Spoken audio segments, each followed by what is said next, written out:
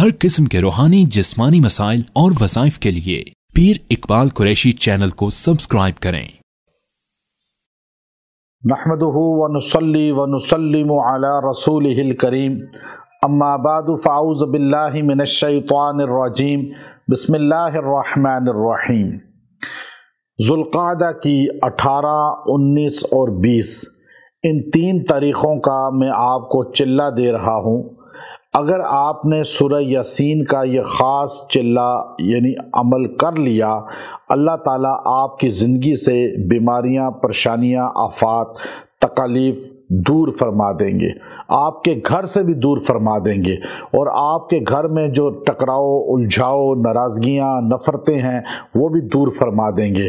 اگر آپ کسی کے لیے پڑھیں گے، اس کے گھر سے بھی زندگی سے اللہ یہ پریشانیاں دور فرما دیں گے۔ اس لیے کہ سورہ یاسین کو قرآن حکیم کا قلب کہا جاتا ہے، دل کہا جاتا ہے، اور سورہ یاسین کو اللہ رب العزت نے بہت فضیلت، شان عطا فرمائی ہے۔ اور اس سورہ کے متعلق روایات میں آتا ہے، اللہ نے زمین و آسمان کی تخلیق سے 2000 سال پہلے فرشتوں کے سامنے سورہ یاسین کی تلاوت کی، اور آپ نے جب تلاوت کی تو فرشتوں نے کہا وہ کتنا خوش قسمت امت ہوگی جس کو یہ سورہ ملے گی، یہ قرآن ملے گا۔ وہ کتنا عظیم پیغمبر ہوگا جس کو یہ قرآن ملے گا، اور جس کا ذکر انک لمن المرسلین کہہ کے اللہ پہلے کر رہے ہیں جب آدم پیدا ہی نہیں ہوئے۔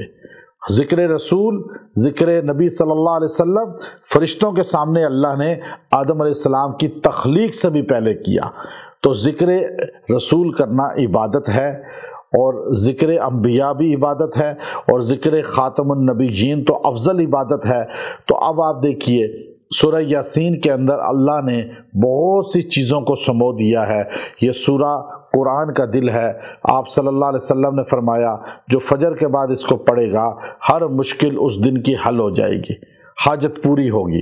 تو آپ کو میں 3 دن کا یہ سورہ کا طریقہ بتاتا ہوں، اس سے آپ بعد میں جب بھی سورہ یاسین پڑھیں گے آپ کی اللہ مشکل حل کرے گا، حاجت پوری کرے گا، اور اس کی فیوزات و برکات آپ کو نظر آئیں گی۔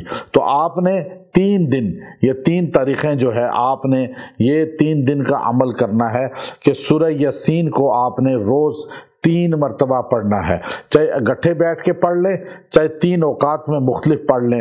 آپ 3 مرتبہ سورہ یاسین پڑھیں اور دعا کریں، اور پھر جس مقصد کے لیے، جس مشن کے لیے، جس حاجت کے لیے آپ چاہے دعا کریں، اللہ اس حاجت کو پورا کر دے گا۔